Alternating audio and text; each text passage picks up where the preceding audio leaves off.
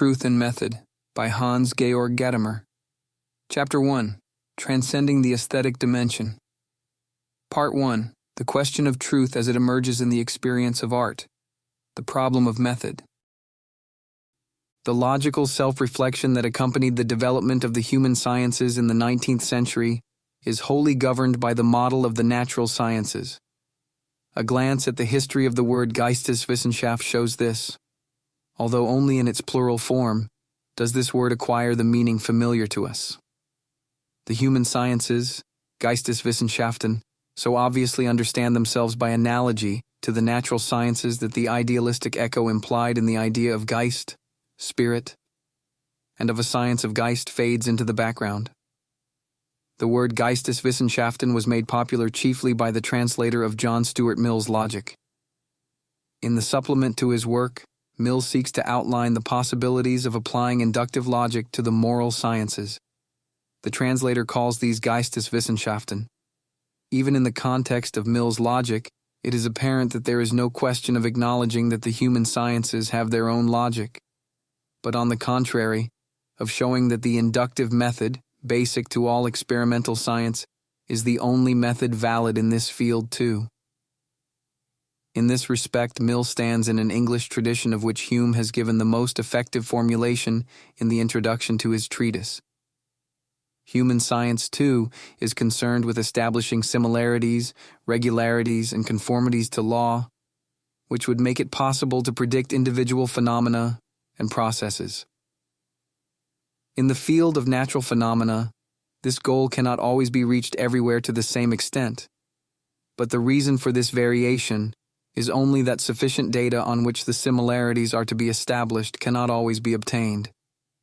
Thus, the method of meteorology is just the same as that of physics, but its data is incomplete, and therefore its predictions are more uncertain. The same is true in the field of moral and social phenomena. The use of the inductive method is also free from all metaphysical assumptions, and remains perfectly independent of how one conceives of the phenomena that one is observing. One does not ascertain causes for particular effects, but simply establishes regularities. Thus, it is quite unimportant whether one believes, say, in the freedom of the will or not. One can still make predictions in the sphere of social life.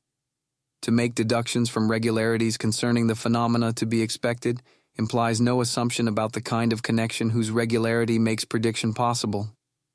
The involvement of free decisions, if they exist, does not interfere with the regular process, but itself belongs to the universality and regularity which are attained through induction.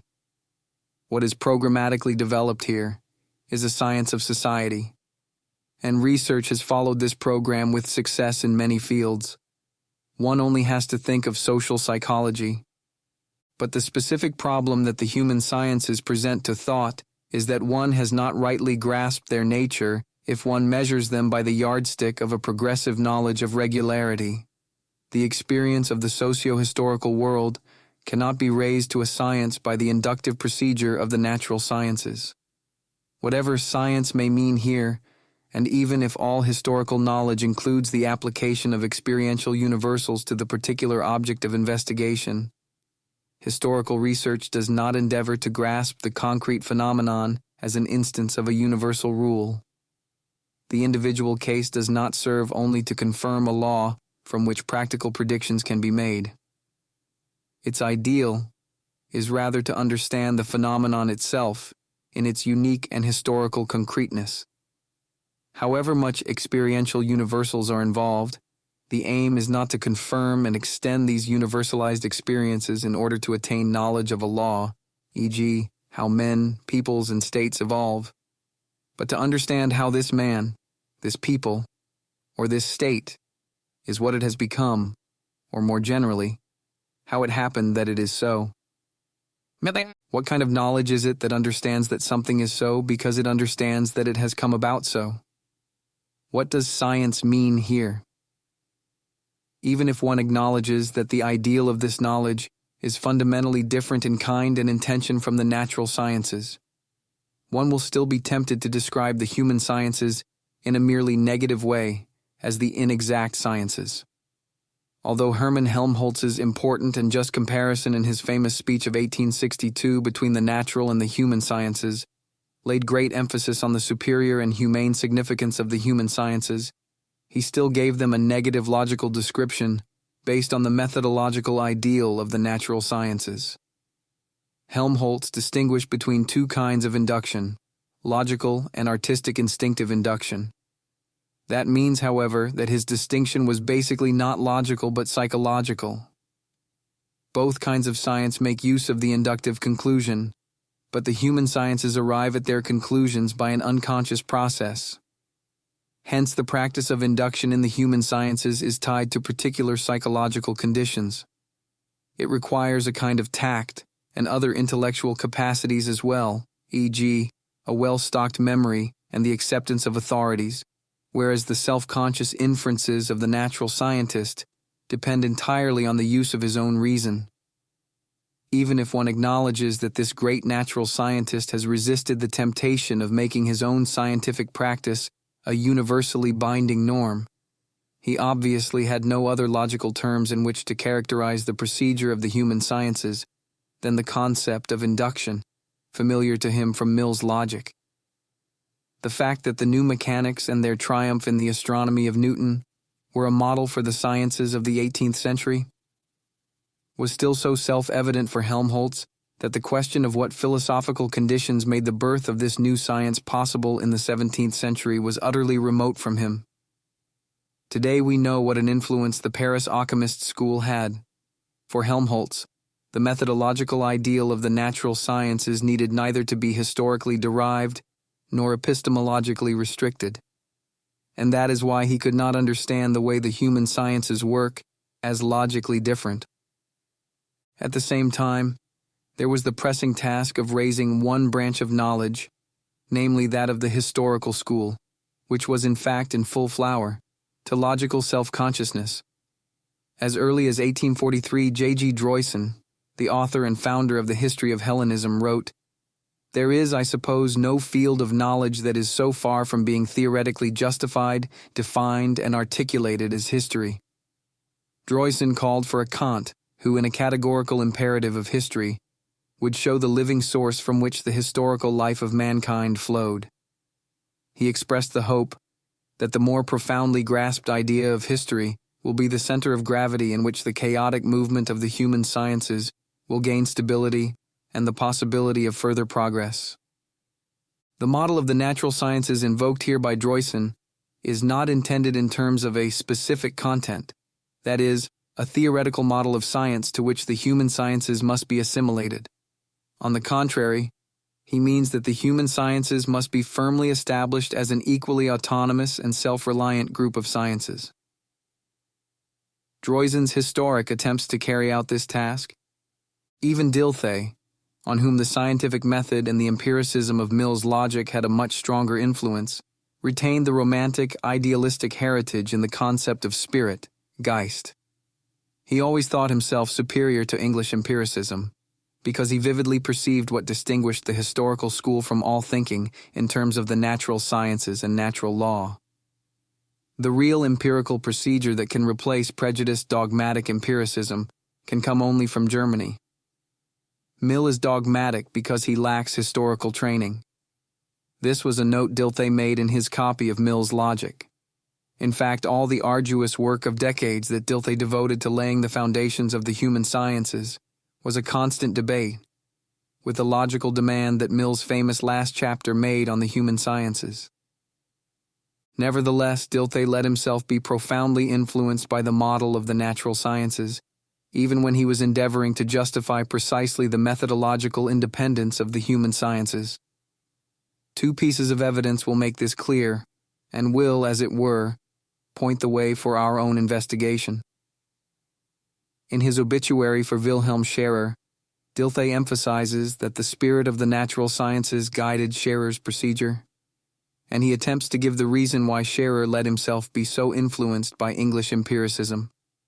He was a modern man, and the world of our forebears was no longer the home of his spirit and his heart, but his historical object. The antithesis shows that for Dilthey, scientific knowledge obliges one to sever one's bond with life to attain distance from one's own history, which alone makes it possible for that history to become an object. We may indeed acknowledge that Scherer and Dilthey's handling of the inductive and comparative methods was governed by genuine individual tact, and that such tact presupposes a spiritual cultivation which indicates that the world of classical culture and the romantic belief in individuality survive in them. Nevertheless, it is the model of the natural sciences that guides their conception of themselves as sciences. A second reference makes this particularly clear. Dilthey refers to the independence of the methods of the human sciences and substantiates it by appeal to their object. At first blush, this sounds like good Aristotelianism and could indicate a genuine detachment from the scientific model. But in accounting for the independence of the methods of the human sciences, Dilthey refers to the old Baconian aphorism, "To be conquered, nature must be obeyed," a principle which practically flies in the face of the classical and romantic heritage that Dilthey seeks to retain. Though his historical training accounts for his superiority over contemporary neo-Kantianism, it must be said that in his logical endeavors, Dilthey did not really progress very far beyond the simple statements made by Helmholtz. However strongly Dilthey defended the epistemological independence of the human sciences, what is called method in modern science remains the same everywhere, and is only displayed in an especially exemplary form in the natural sciences. The human sciences have no method of their own. Yet one might well ask, with Helmholtz, to what extent method is significant in this case, and whether the other logical presuppositions of the human sciences are not perhaps far more important than inductive logic. Helmholtz had indicated this correctly when, in order to do justice to the human sciences, he emphasized memory and authority, and spoke of the psychological tact that here replaced the conscious drawing of inferences. What is the basis of this tact? How is it acquired? Does not what is scientific about the human sciences lie rather here than in their methodology? Because the human sciences prompt this question and thus cannot be fitted into the modern concept of science, they remain a problem for philosophy itself. The answer that Helmholtz and his century gave to this question cannot suffice. They follow Kant in modeling the idea of science and knowledge on the natural sciences and seeking the distinctive feature of the human sciences in the artistic element, artistic feeling, artistic induction. But the picture that Helmholtz gives of work in the natural sciences is rather one-sided, seeing that he does not believe in sudden flashes of intuition, or in so-called inspirations, and regards scientific work only as the self-conscious work of drawing ironclad conclusions. He refers to John Stuart Mill's view that in modern times the inductive sciences have done more to advance the methods of logic than all the professional philosophers. They are for him the model of scientific method as such.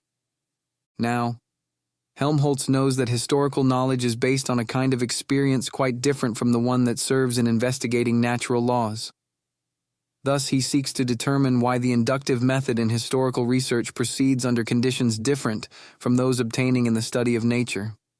To this end, he uses the distinction between nature and freedom, which is the basis of Kantian philosophy. Historical study is different because in its domain, there are no natural laws, but rather voluntarily accepted practical laws, i.e., commandments. The world of human freedom does not manifest the same absence of exceptions as natural laws. This line of thought, however, is not very convincing. Basing the inductive investigation of the human world of freedom on Kant's distinction between nature and freedom is not true to Kant's intentions, nor is it true to the logic of induction itself. Here Mill was more consistent, for he methodically excluded the problem of freedom. Moreover, Helmholtz's appealing to Kant without following out the consequences of doing so bears no real fruit. For even according to Helmholtz, the empiricism of the human sciences is to be regarded in the same way as that of meteorology, namely with renunciation and resignation. But in fact, the human sciences are a long way from regarding themselves as simply inferior to the natural sciences. Instead, possessed of the intellectual heritage of German classicism, They carried forward the proud awareness that they were the true representatives of humanism. The period of German classicism had not only brought about a renewal of literature and aesthetic criticism, which overcame the outmoded Baroque ideal of taste and of Enlightenment rationalism. It had also given the idea of humanity and the ideal of enlightened reason a fundamentally new content.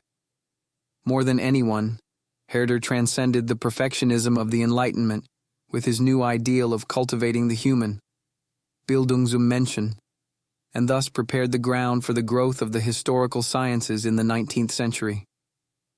The concept of self-formation, education, or cultivation, Bildung, which became supremely important at the time, was perhaps the greatest idea of the 18th century, and it is this concept which is the atmosphere breathed by the human sciences of the 19th century.